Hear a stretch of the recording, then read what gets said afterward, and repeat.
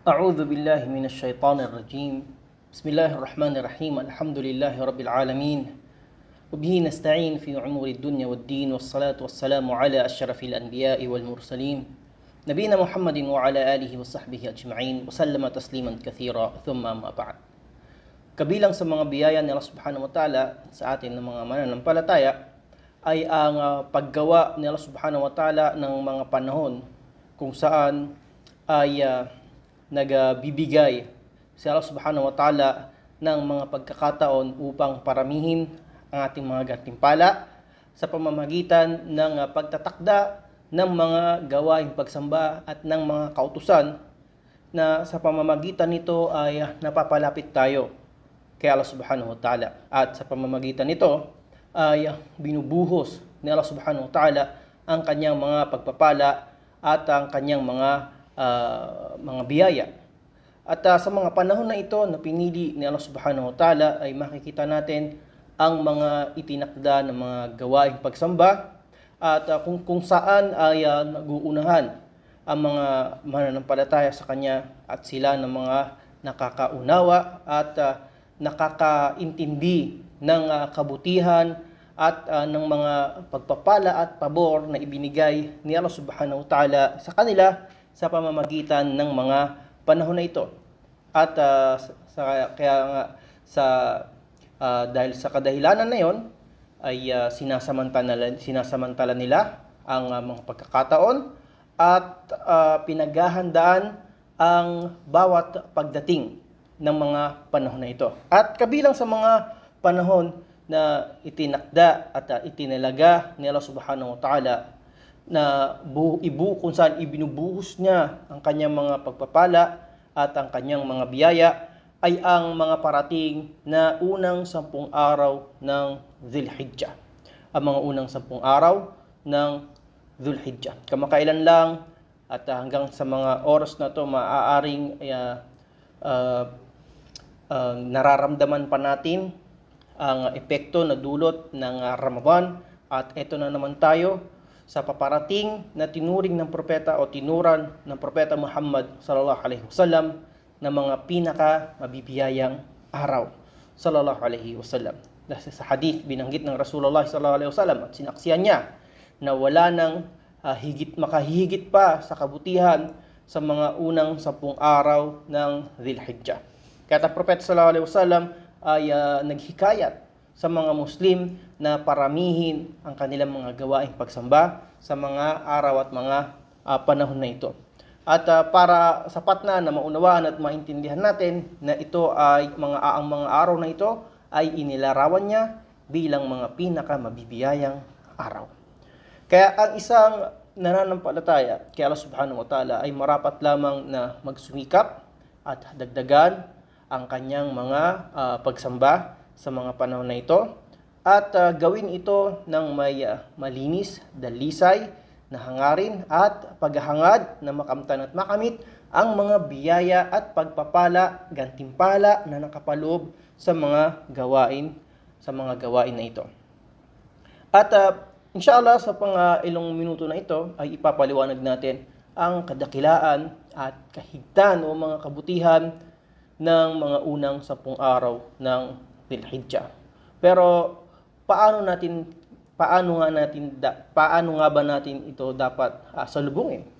Tulad ng Ramadan, nang mayroon tayong sinasalubong natin ng may pananabik at paghahangad na makamtan yung mga pagpapala at gantimpala ni Allah Subhanahu wa Ta'ala, ay ganun din naman na dapat na salubungin natin ang mga unang 10 araw ng Dhul-Hijjah ng may pananabik, paghahangad at paghahanda sa mga araw na parating upang madagdagan at maparami ang ating mga gawaing pagsamba. Kaya't nararapat sa isang Muslim na ituon ang kanyang sarili sa mga gawaing pagsamba at pagsunod kay Allah Subhanahu wa Ta'ala, unang-una sa pamamagitan ng pagsasagawa ng tapat at totoong pagbabalik loob kay Allah Subhanahu wa Ta'ala. So ito ang unang bagay na maaari nating gawin bilang pagsulubong sa unang 10 araw ng Dhul-Hijjah. Salubungin ito ng may pagnanasa at paghahangad na magbalik loob kay Allah Subhanahu wa Ta'ala ng may katapatan.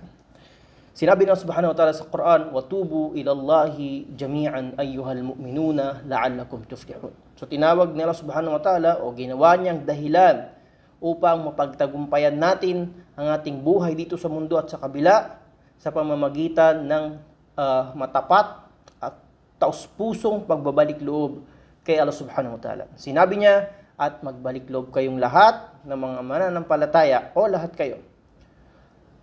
Nang sa gayon o nawa, harinawa, ay makamtan ninyo o makuha ninyo ang tagumpay." Pangalawa, al-azamu al-jad al-ightinami hadhihi al-ayyam. Ang magkaroon ka ng matinding paghahangad at pagnanasa na masamantala. Masamantala mo ang mga parating na araw na ito sa pamamagitan ng pagtatakda ng sarili mo na maisagawa at maisakatuparan ang mga gawaing pagsamba na mainam at hinihikayat sa loob ng 10 araw na ito. At gayon din sa pamamagitan ng mga mabubuti at magagandang pananalita at kung sino man ang maging tapat at totoo sa kanyang sarili sa anumang mabuting gawain, si Allah Subhanahu wa Ta'ala ay tunay na tutulungan siya. Kailanman si Allah Subhanahu wa Ta'ala ay hindi niya sinasayang, hindi niya binabaliwala, at hindi niya pinawawalan ng saysay ang sino man nang gumawa ng mabuti alang-alang lamang sa kanya o na may intensyon na upang ikalugod ni Allah Subhanahu wa Ta'ala. Kaya nga sinabi ng Subhanahu wa Ta'ala sa Quran, "Walladhina jahadu fina lanahdiyannahum subulana." Sinabi ng Subhanahu wa Ta'ala sa Quran at sila na mga nagsumikap sa aming landas para sa amin. Anumang gawain na pinagsumikapan mo, kay lanahdiyannahum subulana. Pangako ni Allah Subhanahu wa Ta'ala ang kanyang gabay tungo sa kanyang daan. Lanahdiyannahum subulana. Sinabi ng Subhanahu wa Ta'ala sa Quran. Pangatlo, tulad kung paano kang naghahangad na makagawa ng maraming kabutihan, ay ang pagnanais mo rin na tuluyang lumayo sa anumang mga ipinagbabawal ni Allah Subhanahu wa Ta'ala. Kaya nga kung ang pagsasagawa ng mga gawaing pagsamba ay dahilan upang mapalapit ka kay Allah Subhanahu wa Ta'ala, gayon din ang paglayo mo sa anuman na kanyang mga ipinagbabawal ay daan at paraan din upang ikaw ay tuluyang mapalapit kay Allah Subhanahu wa Ta'ala, at nang sa gayon ay hindi ka mapabilang doon sa mga makakatanggap ng galit ni Allah Subhanahu wa Ta'ala. At sa pamamagitan ng paglayo mo sa anumang mga ipinagbabawal ni Allah Subhanahu wa Ta'ala ay makakamtaman mo ang kanyang awa. Mapapabilang ka sa kanila na ipagkakaloob ni Allah Subhanahu wa Ta'ala sa kanila ang kanyang awa. Dahil ang isang tao na patuloy na gumagawa ng kasamaan, patuloy at nalulubog sa kasalanan, ay unti-unting napapalayo sa awa ni Allah Subhanahu wa Ta'ala. Kaya't ang paglayo mo din sa mga gawain na ito na ipinagbabawal ay nangangahulugan ng paglapit mo naman sa kanyang awa. At ito yung pangatlong bagay na inshallah ay maisapuso at maisaisip natin, paraan upang salubungin natin ang unang 10 araw ng Dhul-Hijjah. Sinabi ni Propeta Muhammad sallallahu alaihi wasallam, "Ma min ayyamin," sinabi ng si Propeta sallallahu alaihi wasallam na "ma min ayyamin afdalu 'indallah," na walang anumang mga araw pa ang mas ang mainam para kay Allah Subhanahu wa Ta'ala liban sa unang 10 araw ng Dhul-Hijjah. Liban sa 10 araw ng Dhul-Hijjah. Wala mithluhunna fi sabilillah illa rajulun u'fira wajuhu bit-turab. Sabi pa ng Propeta sallallahu alaihi wasallam na kahit na ang isang tao na lumabas tungo sa pakikibaka at pakikipaglaban alang-alang kay Allah Subhanahu wa Ta'ala, ay mas mainam pa rin yung mga mabuting gawaing pagsamba sa loob ng mga unang 10 araw ng Dhul-Hijjah. Sinabi ni Allah Subhanahu wa Ta'ala sa Quran, وَيَذْكُرُ اللَّهَ فِي أَيَّامٍ مَعْلُومَاتٍ عَلَى مَا رَزَقَهُمْ مِنْ بَهِيمَةِ الْأَنْعَامِ. So, sinabi ng mga jumhur, sinabi ng karamihan sa ating mga ulama na ang tinutukoy na mga ayyamil ma'lumat o ang mga tukoy na araw sa aya na ito ay ang 10 araw, unang 10 araw ng Dhul-Hijjah. At kabilang sa mga nagsabi nito ay si Ibn Umar at si Ibn Abbas mula sa mga kasamahan ng Propeta sallallahu alaihi wasallam. Sinabi pa ng Propeta Muhammad sallallahu alaihi wasallam, "Fadlu ayyamid dunya ayyamil 10." Afdalu ayyamid dunya ayyamil 10. Ang pinakamainam na mga araw sa mundo ay ang mga araw ay mga 10 araw. Yani Ashra Dhul-Hijjah, ang mga 10 araw o ang mga unang 10 araw sa buwan ng Dhul-Hijjah. Sinabi sa kanya, "Qila wala mithlahunna fi sabilillah." Sinabi at nang may nagsabi, "O Rasulullah, kahit pa ang pakikipaglaban sa landas ni Allah, wala mithlahunna." Sinabi niya, kahit pa ang katulad ng pakikipaglaban o pakikibaka tungo sa landas ni Allah subhanahu wa ta'ala, liban sa isang lalaki na isinagawa ito ng may katapatan. Sa isa pang hadith, binanggit ng Rasulullah sallallahu alaihi wasallam at naging dahilan kung bakit ito ang itinuturing na pinaka mabubuting araw ay dahil nakapaloob dito ang tinuturing naman na pinaka mabuting araw sa loob ng isang taon, at yon ay ang araw ng Arafah. At ang araw ng Arafah at gayon din ang araw ng ito ang tinuturing na Yawmul Hajj al-Akbar. Ito ang tinuturing na mismong araw ng Hajj. At ito ay ang araw ng kapatawaran ng mga kasalanan at araw ng pagsasalba at pagliligtas ni Allah subhanahu wa ta'ala ng mga kaluluwa mula sa apoy ng impyerno. Kaya nga ang mga unang 10 araw, sa mga unang 10 araw ng Dhul-Hijjah, sapat na ang dahil sa nakapaloob dito ang ikasyam na araw nito, at ang tinatawag na Yawm Arafah, sapat na para matukoy o masabi natin na ito ay ang pinakamaiinam at pinakamabubuting araw ng taon.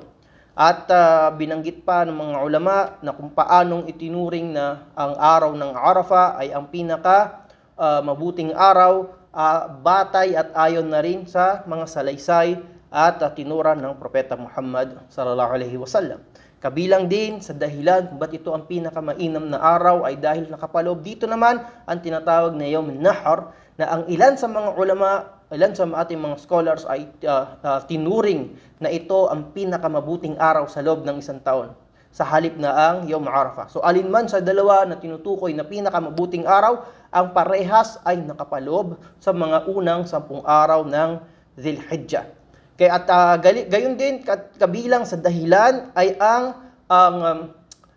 dahil sa nakapaloob sa mga araw na ito ang pinakamalalaking uri ng pagsamba at gawain para kay Allah subhanahu wa ta'ala. Sinabi ni Al-Hafidh Ibn Hajar sa kanyang aklat na Al-Fath, sinabi niya, "Walladhi yadhhar," at ang malinaw o ang nagiging nakikita natin na dahilan kung bakit ang unang 10 araw ng Dhul-Hijjah ay ang tinuturing na pinakamabubuti at pinakamabibiyayang araw ay dahil sa pagtitipon-tipon ng mga pinakamalalaki at dakilang mga gawaing pagsamba na nakapaloob sa mga araw na ito. At ito ay ang sala, ang pag-aayuno sa araw ng Arafah at hinihikayat mula sa unang araw ng Dhul-Hijjah, ang sadaka, ang pagbibigay ng sadaka, at gayon din ang pagsasagawa ng Hajj. At walang ibang panahon na kung saan nagtitipon-tipon at nagsasama-sama ang mga malalaking gawaing pagsamba na ito.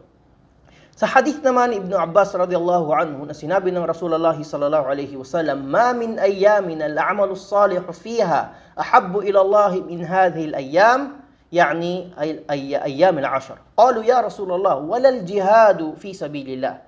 Qala, "Wala al-jihadu fi sabilillah illa rajulun kharaja bi nafsihi wa malihi thumma lam yarji' min dhalika bi shay'."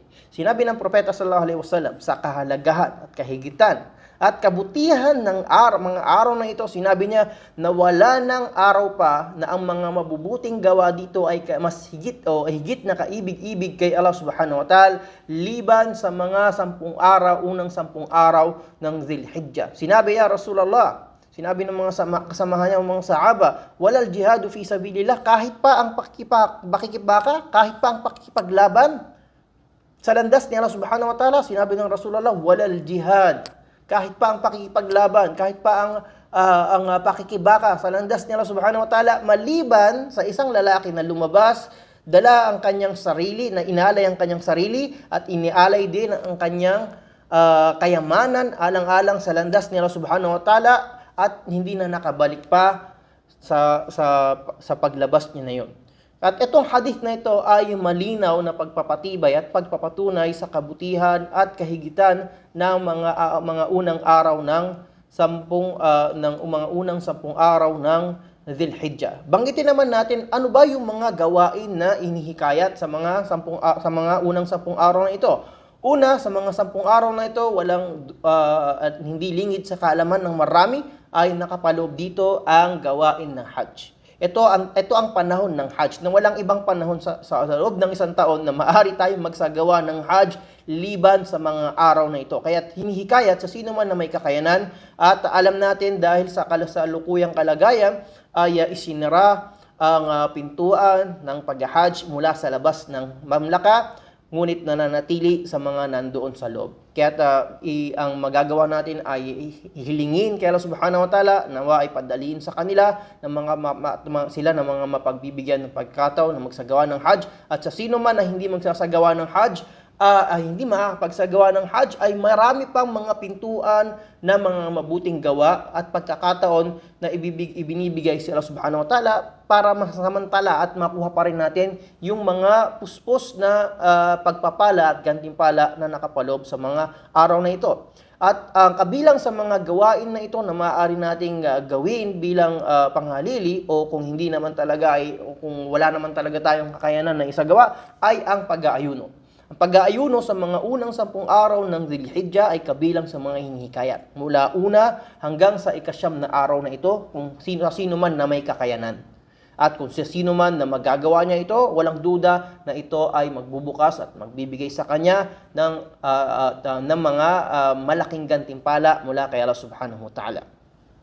At gayon din ang pagpaparami ng sala, dahil tunay na ang sala ay itinuturing na pinakamalaki sa mga gawaing pagsamba at pinakamadalas na ating magagawa. At sa mga unang 10 araw na ito ng Dhul-Hijjah ay hinihikayat ang pagpaparami ng pagsasagawa ng mga sunnah na pagsasala.